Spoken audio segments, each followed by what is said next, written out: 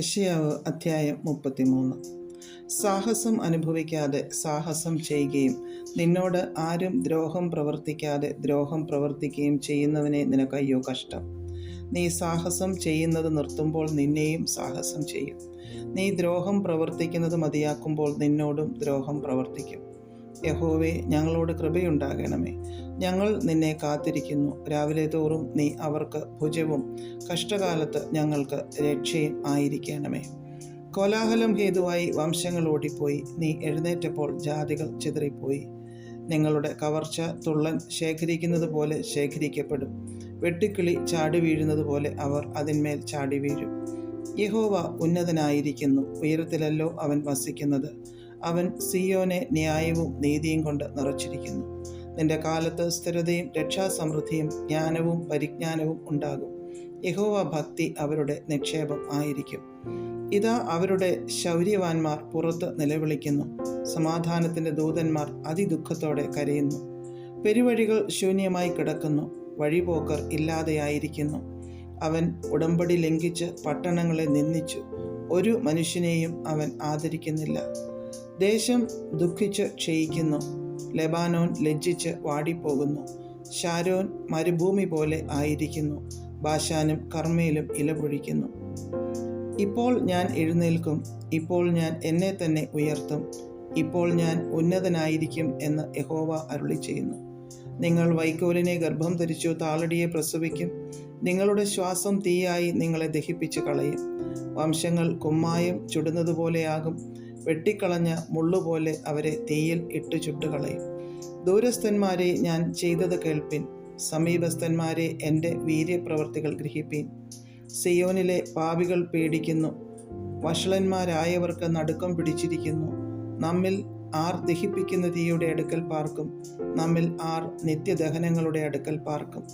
നീതിയായി നടന്ന് നേർ പറയുകയും പീഡനത്താലുള്ള ആദായം വെറുക്കുകയും കൈക്കൂലി വാങ്ങാതെ കൈ കുടഞ്ഞു കളയുകയും രക്തവാതകത്തെക്കുറിച്ച് കേൾക്കാതെ വണ്ണം ചെവി പൊത്തുകയും ദോഷത്തെ കണ്ട് രസിക്കാതെ വണ്ണം കണ്ണ് അടച്ചു കളയുകയും ചെയ്യുന്നവൻ. ഇങ്ങനെയുള്ളവൻ ഉയരത്തിൽ വസിക്കും. പാറക്കോട്ടകൾ അവൻ്റെ അഭയസ്ഥാനമായിരിക്കും. അവൻ്റെ അപ്പം അവന് കിട്ടും, അവന് വെള്ളം മുട്ടിപ്പോകുകയുമില്ല. നിന്റെ കണ്ണ് രാജാവിനെ അവൻ്റെ സൗന്ദര്യത്തോടെ ദർശിക്കും. വിശാലമായ ഒരു ദേശം കാണും. പണം എണ്ണുന്നവൻ എവിടെ? തൂക്കി നോക്കുന്നവൻ എവിടെ? ഗോപുരങ്ങളെ എണ്ണുന്നവൻ എവിടെ? എന്നിങ്ങനെ നിന്റെ ഹൃദയം ഭീതിയെക്കുറിച്ച് ധ്യാനിക്കും. നീ തിരിച്ചറിയാത്ത പ്രയാസമുള്ള വാക്കും നിനക്ക് ഗ്രഹിച്ചുകൂടാത്ത അന്യഭാഷയുമുള്ള ഉഗ്രജാതിയെ നീ കാണുകയില്ല. നമ്മുടെ ഉത്സവങ്ങളുടെ നഗരമായ സിയോനെ നോക്കുക. നിന്റെ കണ്ണ് യെരൂശലേമിനെ സ്വൈര്യ നിവാസമായും ഒരിക്കലും നീങ്ങിപ്പോകാത്തതും കുറ്റി ഒരു നാളും ഇളകിപ്പോകാത്തതും കയറ് ഒന്നും പൊട്ടിപ്പോകാത്തതുമായ കൂടാരമായും കാണും. അവിടെ മഹിമയുള്ളവനായ യഹോവ നമുക്ക് വീതിയുള്ള നദികൾക്കും തോടുകൾക്കും പകരമായിരിക്കും. തണ്ടുവെച്ച പടക് അതിൽ നടക്കയില്ല.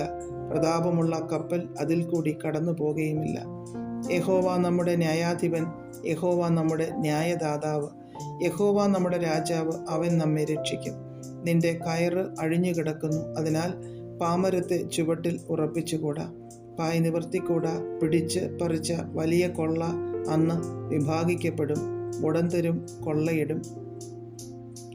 എനിക്ക് ദീനം എന്ന് യാതൊരു നിവാസിയും പറകയില്ല. അതിൽ പാർക്കുന്ന ജനത്തിൻ്റെ അകൃത്യം മോചിക്കപ്പെട്ടിരിക്കും. അധ്യായം 34. ജാതികളെ അടുത്തു വന്ന് കേൾപ്പിൻ, വംശങ്ങളെ ശ്രദ്ധ തരുവിൻ. ഭൂമിയും അതിൻ്റെ നിറവും ഭൂതലവും അതിൽ മുളയ്ക്കുന്നതൊക്കെയും കേൾക്കട്ടെ.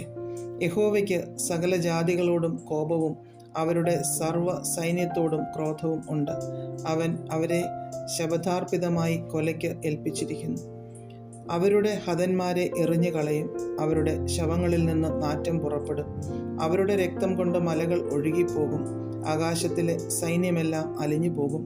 ആകാശവും ഒരു ചുരുൾ പോലെ ചുരുണ്ടുപോകും.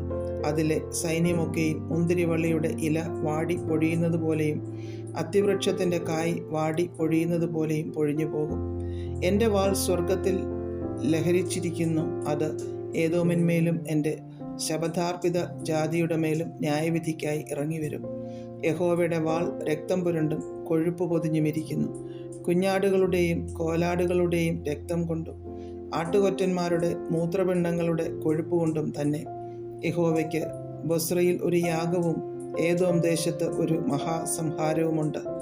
അവയോടുകൂടെ കാട്ടുപോത്തുകളും കാളകളോടുകൂടെ മൂരികളും വീഴും. അവരുടെ ദേശം രക്തം കുടിച്ച് ലഹരി പിടിക്കും. അവരുടെ നിലം കൊഴുപ്പുകൊണ്ട് നിറഞ്ഞിരിക്കും.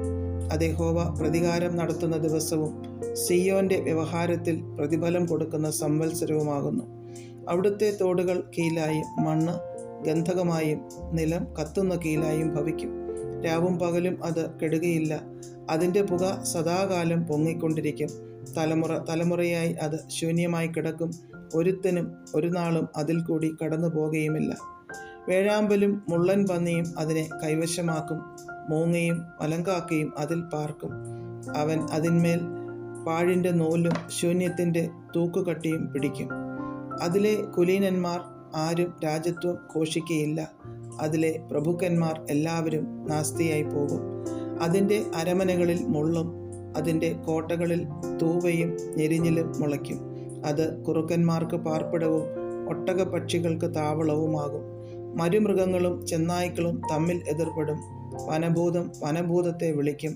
അവിടെ വേതാളം കിടക്കുകയും വിശ്രാമം പ്രാപിക്കുകയും ചെയ്യും. അവിടെ അസ്ത്രനാഗം കൂടുണ്ടാക്കി മുട്ടയിട്ട് പൊരുന്നി കുഞ്ഞുങ്ങളെ തൻ്റെ നിഴലിൻ കീഴെ ചേർത്തുകൊള്ളും. അവിടെ പരുന്ത് അതതിൻ്റെ ഇണയോട് കൂടും. യഹോവയുടെ പുസ്തകത്തിൽ അന്വേഷിച്ച് വായിച്ചു നോക്കുവിൻ. അവയിൽ ഒന്നും കാണാതിരിക്കുകയില്ല, ഒന്നിനും ഇണ ഇല്ലാതിരിക്കുകയുമില്ല. അവൻ്റെ വായല്ലോ കൽപ്പിച്ചത്, അവൻ്റെ ആത്മാവത്രേ അവയെ കൂട്ടിവരുത്തിയത്. അവൻ അവയ്ക്കായി ചീട്ടിട്ടു. അവൻ്റെ കൈ അതിനെ അവയ്ക്ക് ചരടുകൊണ്ട് വിഭാഗിച്ചു കൊടുത്തു. അവ സദാകാലത്തേക്കും അതിനെ കൈവശമാക്കി തലമുറ തലമുറയായി അതിൽ പാർക്കും.